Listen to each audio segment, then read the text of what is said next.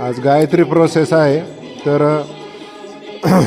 हा आपण शंखप्रक्षालनानंतर नाश्त्याला हा विशेष डाएट असतो. आपल्या शरीरातले आवश्यक बॅक्टेरिया धुवून गेलेले असतात आणि ते बॅक्टेरिया बनण्यासाठी आपल्याला याची गरज असते, आंबट वस्तूची गरज असते. तर याच्यात काय काय टाकलेलं आहे असा बऱ्याच जणांचा प्रश्न आहे. तर याच्यात सर्वप्रथम आहे ताजं दही, म्हणजे आंबट नसलेलं दही, ज्याला गोड दही म्हणतो आपण. त्याच्यानंतर दुसरा पदार्थ आहे केळी. तिसरा पदार्थ आहे मनुके, डाळिंबाचे दाणे पण त्याच्यात आहे. त्याच्यानंतर खजूर आहे.